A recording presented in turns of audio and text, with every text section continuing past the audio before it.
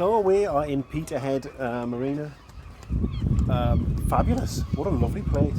£22 a night. Really well priced. £22 a night, which makes a really welcome change. And the facilities are absolutely unbelievable. Best facilities in a long time, and certainly better than Lucky Fish Market toilet. So yeah, really friendly place. Happy to be here. Gonna go exploring now and take the bear to the beach and stuff. Nice relaxing day before a sail tomorrow. Morning, it's 7:30 and we've just left Peterhead Marina. The wind is predictably not doing what was predicted. It was supposed to be a northerly coming from behind us, but no, we're head to wind, of course. It's just started drizzling. It's a very grey day. A few pots about. I'm going to go put my fowlies on so I don't get drenched, get a blanket and cuddle up with Huey. Right, fowlies are on. Let's get the main up.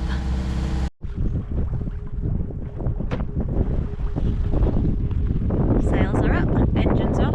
We have a whoa, whoa, whoa, whoa, whoa, whoa, whoa noise, which we haven't heard for ages. We don't know what it is. I don't know what it is, but it's come back under engine between 1,500 and 1,800 RPM. Like a loud, like squeaking noise, like high-pitched noise. Ooh. And then under sail now, at like over 5 knots, again, woo, woo, woo, woo, woo, woo, woo, woo. Heard it at the start of the trip. Didn't know what it was, and then like just forgot about it really because it went away. But now it's back. The mysterious woo-woos. Woo-woo. Well, we solved the squeak, so we can solve the woo-woo. I think the woo-woo's going to be more difficult. You see an anchor ball anywhere? You can see it's anchor light. Wilson! I see no anchor ball. You see the anchor? No, I see no anchor ball.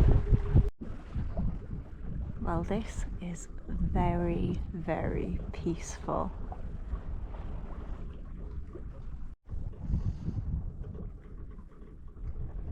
And this is my kind of sailing. It's actually really relaxing. We're doing about 4.5 knots, which I think is okay. We're doing a 35 miler today over to Stonehaven, just listening to some seagulls having a chat over there. So hopefully we'll get in about 3 o'clock at the latest, 2 o'clock. We probably don't want to go much slower than what we're doing now.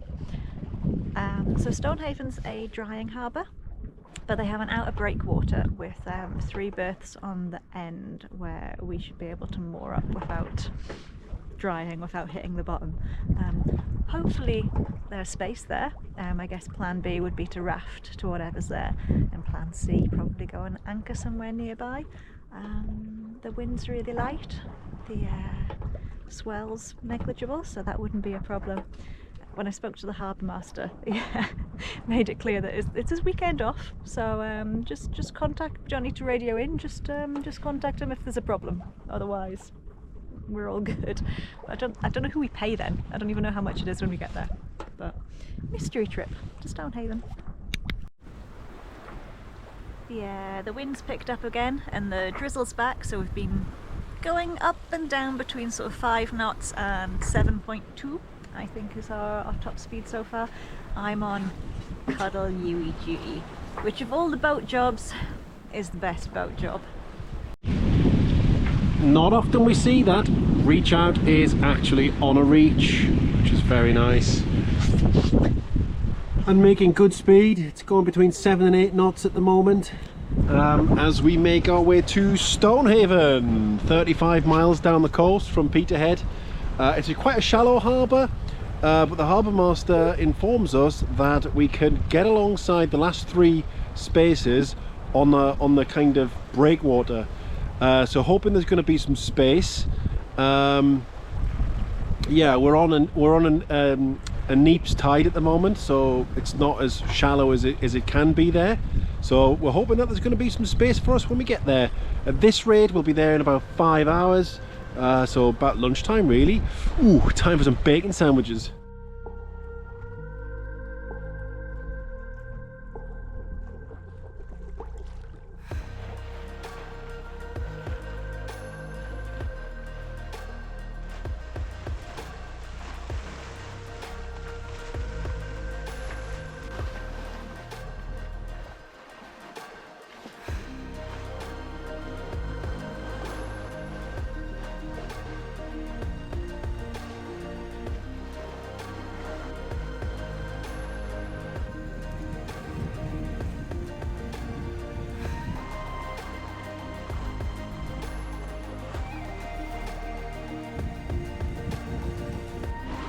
We are passing Aberdeen Wind Farm, offshore wind farm. I'm a bit of a wind farm geek. I used to work in offshore wind for quite a long time.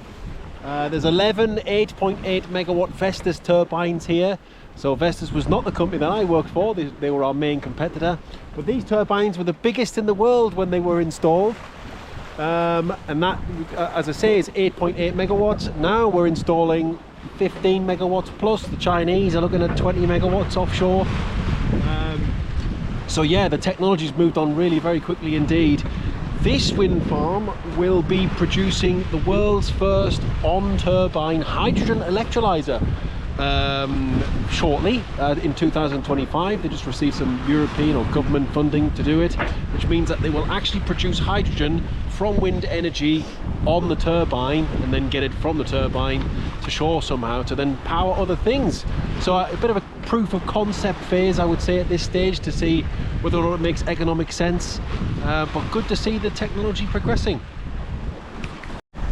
There's absolutely loads of seabirds just hanging around the turbines and diving, which would imply there's loads of fish there.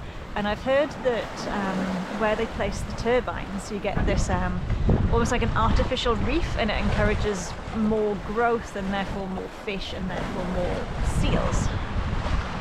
That is true. We commissioned several studies over the years to investigate the effect of offshore wind turbines on the surrounding marine life. There was a challenge in the early days around it kind of destroying all life, but quite the opposite we found was true. You know, as Faye said, there is an artificial reef effect there, and the sea life really likes that kind of environment. A bit like a wreck, you know, like a boat, a shipwreck. You get a lot of marine life around shipwrecks, same thing around turbines. Indeed, we actually commissioned a study with one university whereby they were looking at the behaviour of seals around offshore wind farms, and they radio tagged a few, and what they found is that the seals would literally go from turbine to turbine to turbine directly, and actually once they'd fished an entire wind farm, they would then go off directly to the another wind farm far away. They knew exactly where they were going, so it didn't take them long to figure things out. The Coast Guard work very closely together, either on rescues or on rescues out at sea. And pause. Yeah, this is the moment we decided to rock up, right in the middle of the RNLI and Coast Guard demonstration, with the entire population of Stonehaven watching. Oh my goodness, if we thought there was a lot of eyes on us when we moored up in Padstow, Padstow had nothing on Stonehaven. It's gala day, it's harbour day, and yeah, the entire harbour is absolutely jam-packed with people. The pier is so, like, trying to pick out someone to throw a line to was really difficult, but we came around the pier, and like right at the moment that the Coast Guard and the RNLI are about to start their demonstration, so they had to wait for us to moor up. It took us 2 attempts, but it wasn't like traumatic or anything. Yeah, but just so many people watching, and then of course they all spotted Yui, so there's about 300 people up there just going, oh my goodness, a sailing dog, and then Yui's noticing the attention and she's going crazy. Yeah, so I'm gonna get Yui ready, and we're gonna go for a little walk along said super busy pier. But first, back to the Coast Guard. The Coast Guard have now climbed on board, and he's about to now lean back and pull the boat upright and over. Oi, you've missed someone. I think they're leaving him behind. Can someone call the RNLI and get somebody out there to rescue him, please? As soon as we spot the person in the water, the person who's up at the bow will point, and will continue pointing to the person so the helm knows exactly where he is having to go. You know what float to live means? Absolutely, starfish. Thank you. So what they're doing is that when you enter the cold water, there is a tremendous shock.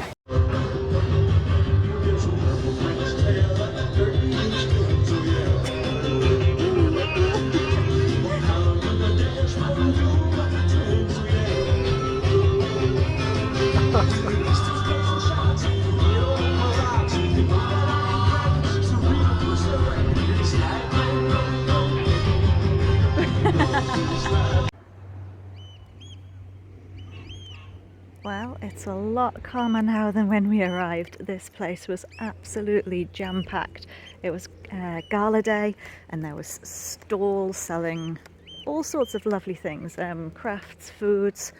RNLI were doing demonstrations, sandcastle competitions. They had Newfoundland dogs demonstrating how they do water rescues. It was so busy. It seems like a really nice community here in Stonehaven. It seems a shame that we're only spending the one night. We're going to be up tomorrow 6:30 and then casting our lines about 8 o'clock. We are off to Arbroath.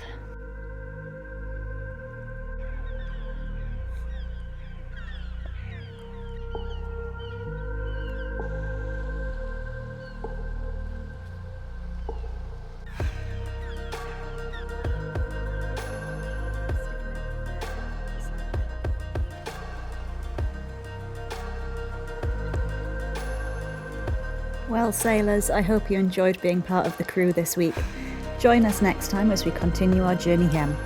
Like, comment, subscribe, and as always, fair winds.